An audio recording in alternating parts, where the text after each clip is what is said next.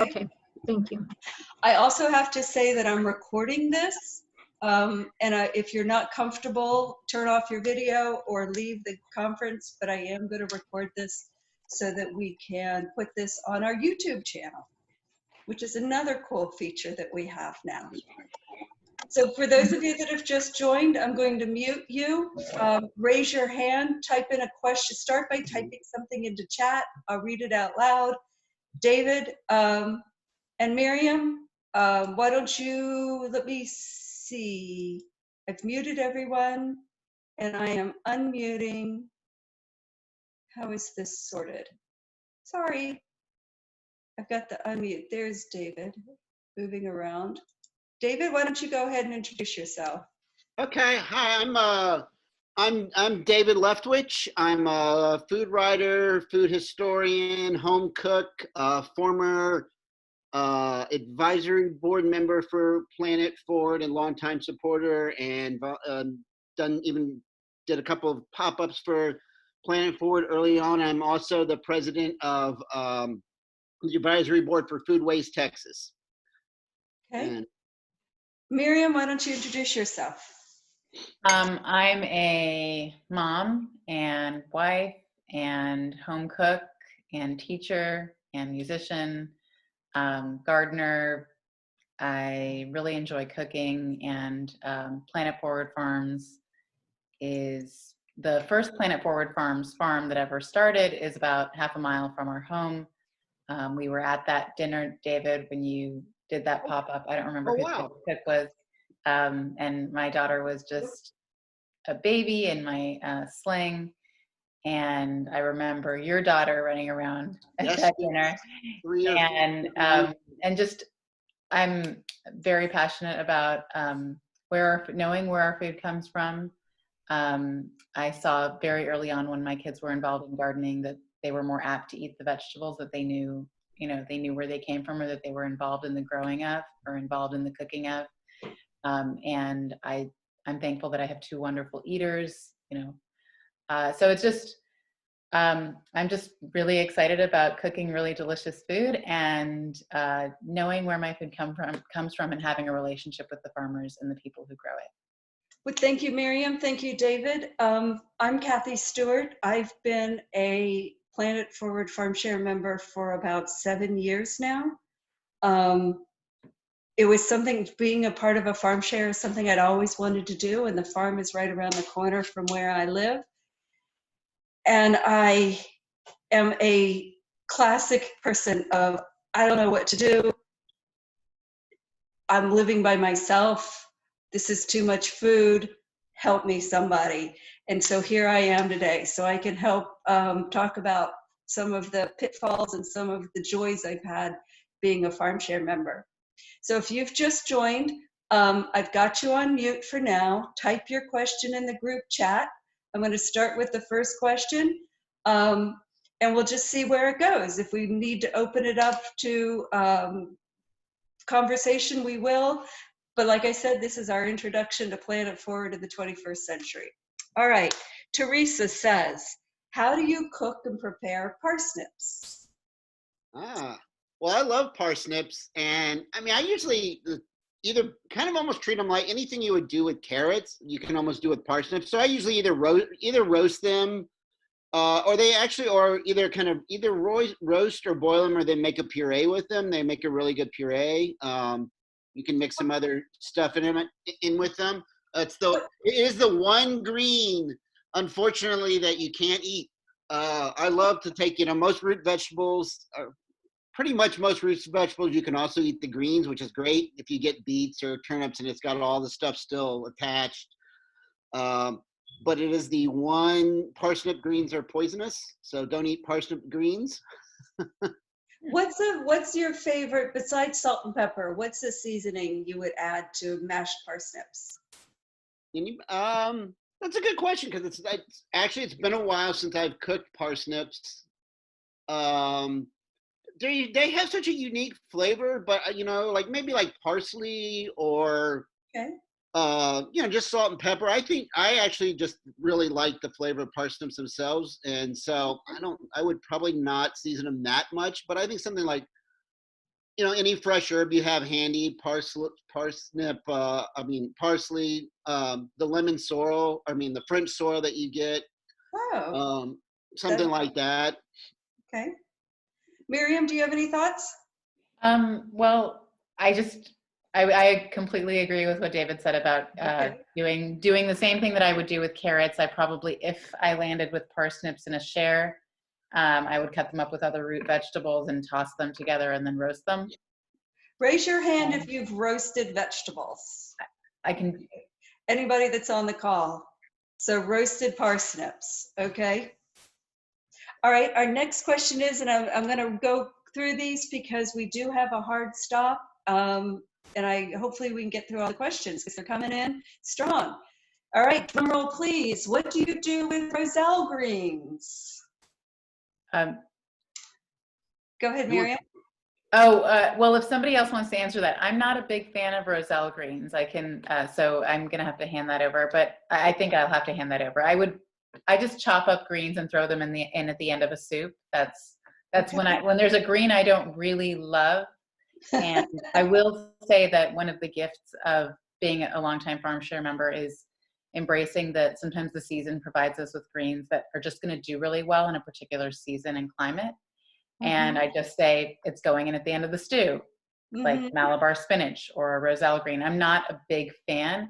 The other caution I would say about Roselle greens is that they're, anyway, we were not going to talk about nutrition, so I'm going to stop right there. Okay, let's go, David. I actually really like Roselle greens, and I also, of course, like the pods too. But a couple of things I like to do with Roselle is just basic saute them. But actually, because they have they're like that. They have that same kind of tang that sorrel has.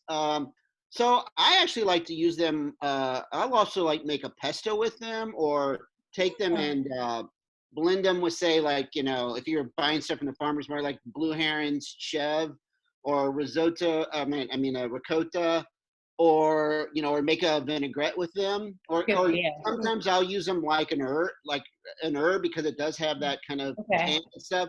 One thing about Roselle greens is use them right away. They do tend, if you store them in the fridge, they don't last very long. They're a pretty tender green. I've noticed that.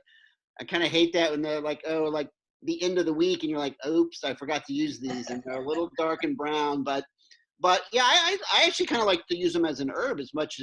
Treat them almost like an herb. That's really helpful to know because but Roselle pods, I use them. We make tea with the Roselle pods. I use them in sauces as you would like a cranberry, just for that zesty flavor. I would use them on top of a chicken or a fish type thing. I like. Yeah, I've made. They make a really good vinaigrette because they have that kind of acidic tang to them. The greens or the pod? The pod, both actually, but I've used the pods to make. And I also like to char the pods. And then just toss them in a salad. Just put them on a dry pan and char them. And you could also then take them charred like that and make them a salsa with them or something like that. Okay. All right, let's move. This is you guys are all on the same page. The Roselle greens go by a lot of different names. One of them is sorrel. But then there's this other green called French sorrel that is not the same sorrel that we call Roselle. So you guys do a diagram of all those words, and somebody give us a recipe for French sorrel. Miriam, yeah, I've got. Go ahead, David. All right. Well, with the French sorrel, again, I'll use it a lot as an herb. So I've definitely used it to make a vinaigrette. I've used it in pestos. I've thrown it in salad. I just used some the other day. What did I use? I like it.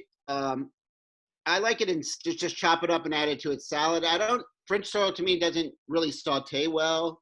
It's not something I would saute with. It's also because I think it loses its flavor. Again, it's got a really kind of lemony, tangy flavor. So I treat it again, like an herb or a lettuce. So I'll use it in a salad, use it in a vinaigrette, use it in a pesto. I would say the same thing. When with some of those very fragrant herb type things like sorrel or parsley or cilantro or any of those things. I mean, cilantro, I really would never cook, but I mean, most herbs I don't cook at all. I turn off the heat on whatever I'm doing and throw it on top of a cooked dish or raw in salads. That's how I prepare it. Can I tell y'all something we've discovered is really good to do with the French sorrel? We've discovered kind of a green apple flavor to it. So we put it in a smoothie with an apple. So just a very basic, not even a peeled apple and some French sorrel and some sort of liquid, and blend it all up in the blender and drink it down. It's got a lovely, bright, juicy flavor to it there. And then a lot of people just chop it up and add it to their salad. And the classic, if you do want to cook it down, is cook it down with some butter and some cream and serve it as a sauce with your fish. That's the French sorrel soup. And early on, one of our customers at the farmer's market told me about green borscht, which is a Ukrainian borscht. Rather than a beet base, it's got a lot of French sorrel in it.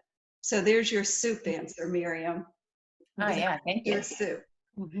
Okay, let me read some of the answers that we're getting from our attendees. Let's go back, and then we've got a big help from Veronica.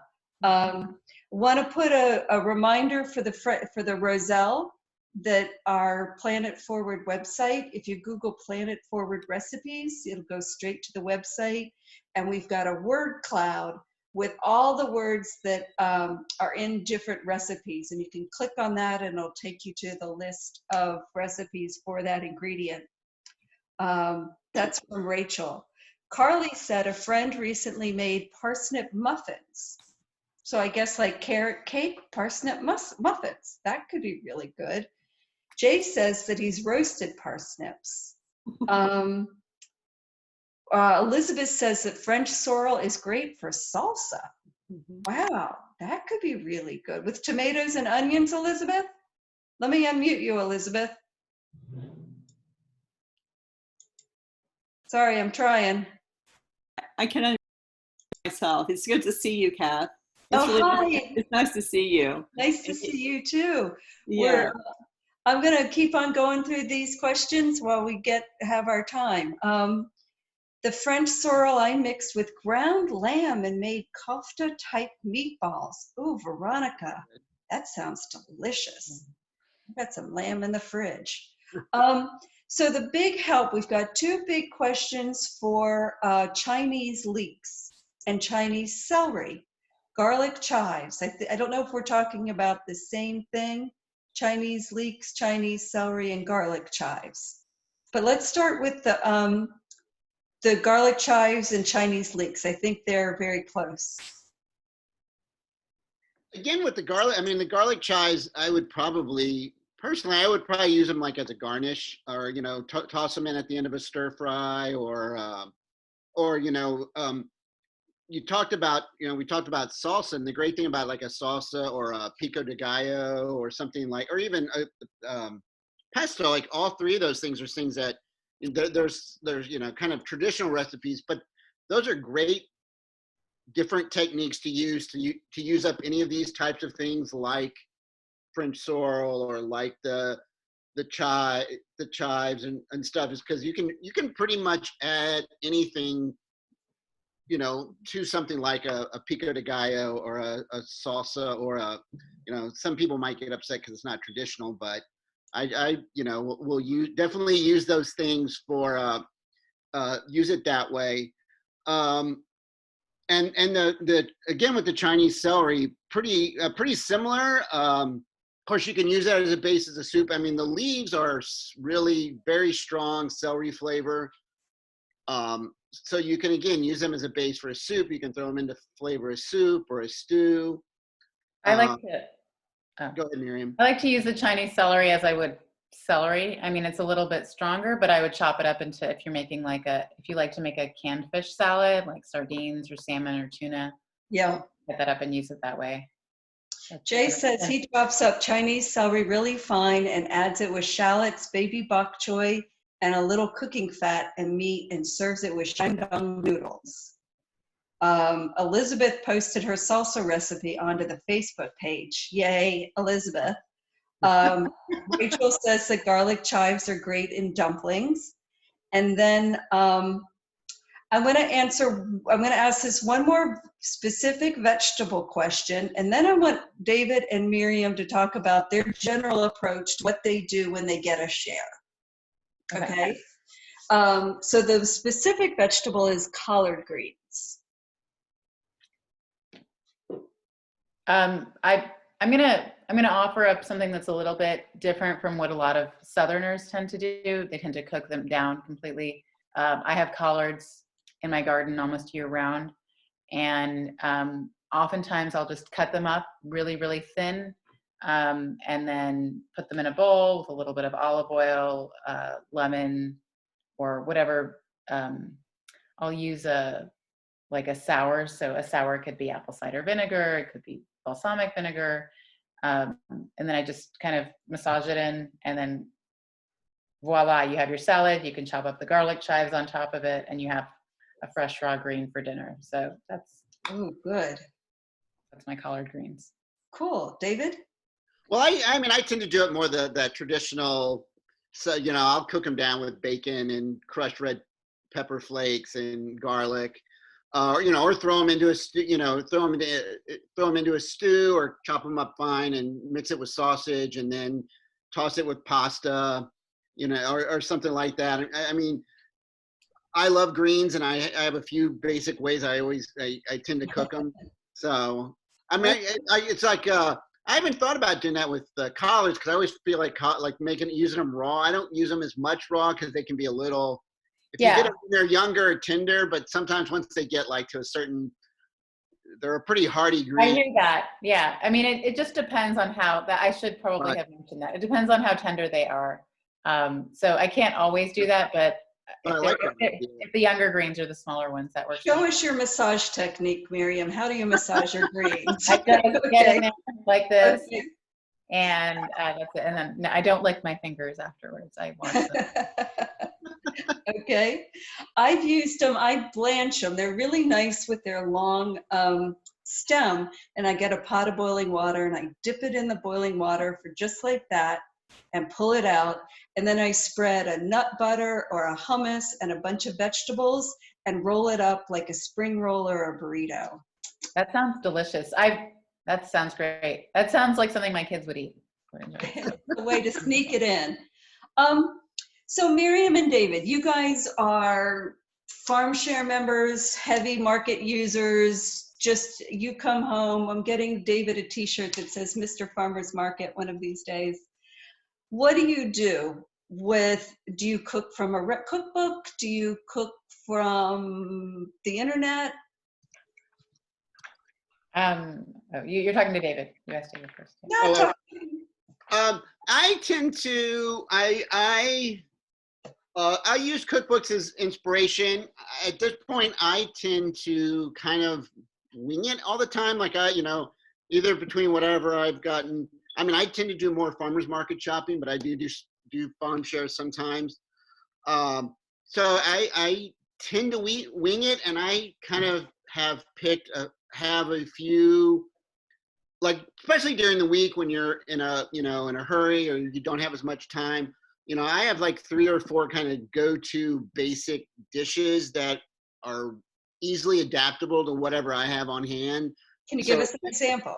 Yeah, so it'll be, I kind of mentioned, like, one of them would be a frittata, because you can, it's such, you know, if I've got sausage, if I don't have sausage, if I got have bacon, if I just want to throw in, you know, saute down greens, or, you know, potatoes, or whatever, you can, you know, whatever leftover things. It's great, like on a Friday before I'm going to go to the farmer's market, I'm cleaning out the fridge, you know, so, you know, just saute down your vegetables or pre-cook your vegetables, put them, you know, if you're eating meat, you can add your sausage or bacon or whatever, and, you know, just add the eggs and, you know, cook it down, and then saute, or then kind of, you know, stick it under the broiler. And, you know, I usually put cheese, you know, some sort of like Parmesan or ricotta or something in there. But yeah, like, so I have, you know, I'll do tacos a lot during the week. Pasta, and somebody was asking about what type of pasta. And it really depends. I mean, it's usually either spaghetti or linguine, but I also like something like orchetta, because like something that's got the ridges in it. Because what I like to do is I'll cook down sausage, greens with garlic, Yeah. some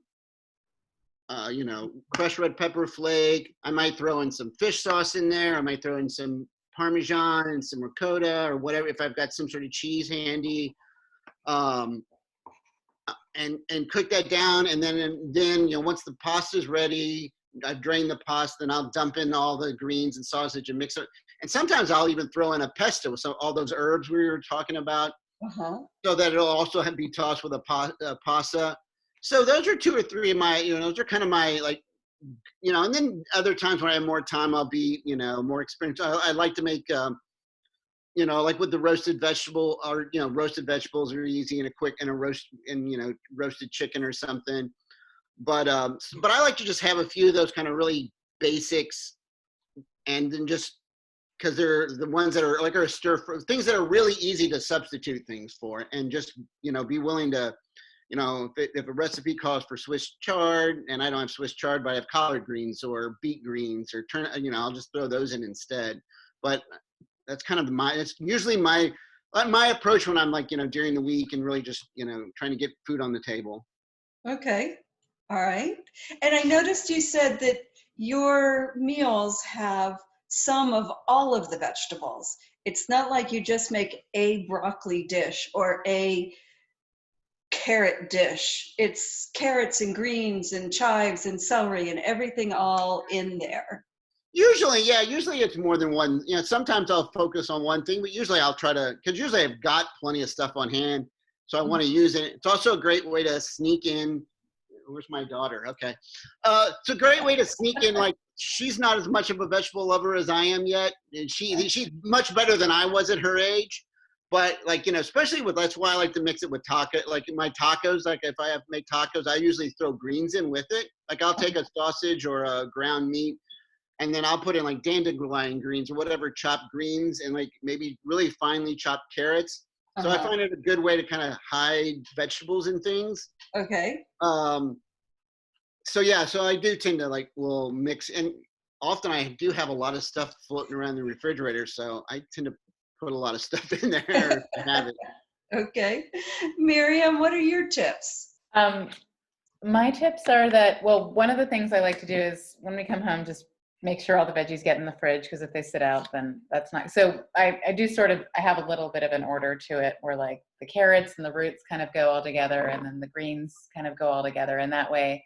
And then if there's a green that's like a salad green, oftentimes, because usually I pick up my farm share on Wednesday, and I'll come home. If I come home before dinner, if I pick it up in time and I come home before dinner, I usually use the tenderest green right away, right into a salad. So if I have a soft tender kale, or if there's a salad green, then I make that salad right away, or I try to kind of get it into motion for processing so that it doesn't wait until the next week and I'm oh, bummer, hate wasting food. So that's one of my big things. And then I definitely, let's see, what else do I do? I like to roast vegetables. So I'll just roast them. I like to use a sun oven a lot. So I use my sun oven for roasting vegetables, and I'll just roast them when the sun's out and it's really hot. And then I'll just have these roasted vegetables to throw in to scrambled eggs, or I can throw them into making a chicken soup or whatever. I like to have things that will kind of, also another thing I like to do is I like to make, I'm often soaking beans and grains. So I just have we don't eat a lot of meat in our house, but we do eat chicken and fish. And sometimes we eat other meat, but we just don't eat it as often. I'd say our staples are grains. We can have pasta or rice. But a lot of times I'll have grain already cooked or already soaking so that it doesn't take very long for it to cook. Another key to my cooking is the pressure cooker. I use it for cooking beans. I use it for cooking grains, and cooks things up really quickly, doesn't use a lot of energy, and that's definitely one of my go-tos. I don't know if I've answered that question fully. That's what I have. I've got Elizabeth raising her hand. Let me let Okay. her in. Go ahead, Elizabeth. So that would be another great Zoom meeting lesson or meeting, because I would like to know how to use a cooker, a pressure cooker. I don't have one, and I remember my mom using one when I was a kid. So if somebody at Planet Forward wants to host a pressure cooker, Zoom meeting, I would definitely show up for that. Okay. Okay. The question is, my refrigerator is full. I went out to eat 3 times this week. I was out of town. I've got another share coming this week. What do I do? What are some suggestions on how to quickly preserve what's in season, because you're not going to have it later on? Well, Miriam? it depends what the item is. Okay. So root vegetables, I really wouldn't worry, because carrots and beets and that kind of stuff lasts a long time. You're probably going to be okay. If it's greens, I'd say fry them up and put an egg on it. I mean, if you're trying to preserve, I like pesto a lot, because if you make like a green sauce out of it, and the way I make green sauce is really simple. I do just stir up the greens in the blender with some lemon, and sometimes I'll add some pumpkin seeds or sunflower seeds. I know some people like to add cheese, but I don't usually use the cheese. And then that's it. And then that can go really nicely. If you're going to pick up your farm share the next day and you get a bunch of greens, you can throw that green sauce on top of your greens and have greens on greens. I mean, Yay. David, what are some tips you've got too? Well, Mary, you had some really good ones. A couple, I mean, depending on how ambitious, and I used to be more ambitious, you can definitely pickle things. I don't do that as much as I used to.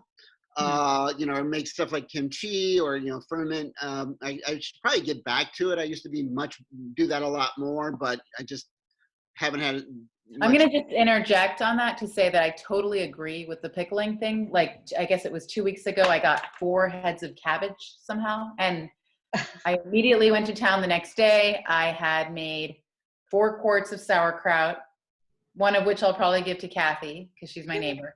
And then I had 4 quarts of sauerkraut, and then I had this huge bowl of coleslaw that my family ate off of for like the next 3 dinners. And so that's another way to do it. And the other thing I like to do or will do is if you have, say you've got like 1 carrot left and a handful of greens and maybe, half a leek or, there's 2 options. I'll do something like it's the same thing. I'll use them to make stock. You can either put them in the freezer if you've got room in your freezer, and then when you're ready to make stock, pull out those vegetables. Mm-hmm. You don't even really have to let them thaw out. You can just throw them right in there and they'll boil. Or go ahead and make stock that day or something. If I've got, either make vegetable stock, or if I've got, if I've had a roasted chicken and have the leftover carcass or whatever. So that's another way to, if you've got some extra vegetables, and especially if you don't have time at that point, you can freeze a lot of stuff is freeze them, stick them in the freezer, and then when you're ready to make some stock, pull them out, and then you've got the base for a good homemade stock. That's a great idea. And Miriam, you mentioned one of my all-time favorites. I told you that I'm by myself, and so it does pile up, but I'm committed to this program of Farmers Market. So I give it away. I give it to my neighbors. I give it to the librarian. One time I gave it to the bus driver at the airport because I was on my way out of town and I had 3 bags of lettuce. And so I took it with me and I gave it to the shuttle bus driver and said, "Would you like some lettuce?" That's he great. was thrilled. So, well, and in our house, we don't really like peppers that much. And this week, we didn't, I went to a neighbor and I needed her to make a couple copies for me because I don't have a printer. And she was like, I was like, can I pay you or whatever? She's like, just give me some vegetables. I was like, okay, great. I got a bag of peppers for copies or whatever. Yeah, that's a great idea. And of course, if you have a garden, this was always a good one. You can compost it. Especially the stuff that kind of ends up at the bottom of that drawer and you're like, I let this go just a little bit too long.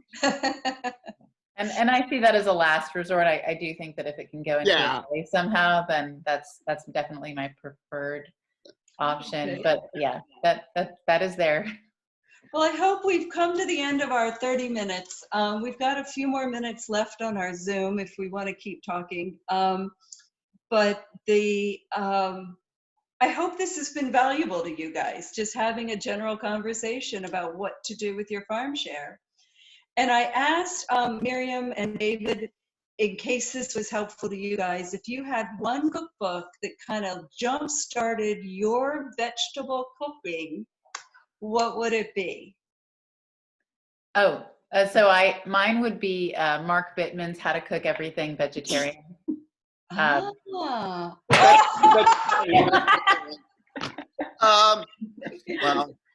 Well, so Mark Bittman definitely got me started, but I mean, I have a lot of cookbooks. There's another one that I really like. It's At Home in the Whole Foods Kitchen by Amy Chaplin. Okay. Amy Chaplin. I like her ideas, and I get a lot of inspiration from Deborah Madison, who also. David, you can show up your books. I'll run and get. Yes. Ah. Okay. And no, I'm a big. Well, there's two cuisines that I really like, and that's I cook a lot of a lot of Italians do very good things with vegetables. So I have I have several Italian cookbooks, but this is a good simple one. 1,000 Italian recipes, and this guy's I also recommend. He's got two cookbooks. Don Madrano. He's a local cookbook writer, but he focuses on Mexican home cooking, Mexican American, and he calls it Texas Mexican, not Tex-Mex, but truly Texas Mexican. And he's got another one, Don't Count the Tortillas. Both are really good, but they also have a lot of vegetables because it's more focused on Texas Mexican home cooking. So there's quite a few vegetable options in there and a lot of native vegetables. I would love it if you all would type into the chat message box the authors of these books, the cookbooks. That way, everyone. I have to read it, you all. I don't mean to take over the conversation here, but if you type the names of those books, Bittman, I know because I have that one. Can we put it on our Facebook page? You Yes, posted yes, it. yes. We'll put it on Facebook. Yes, that'd be great. And Thank we'll you. provide links. I believe that if you're an affiliate with Planet Forward, there might be a little bit of a kickback too if you buy it on Amazon, but support your local bookshop more than that. Brazos will order for you. Brazos Books is my all-time favorite. So I'm gonna put in my plug for Fast, Fresh, and Green. And she organizes her vegetable recipes by style of cooking.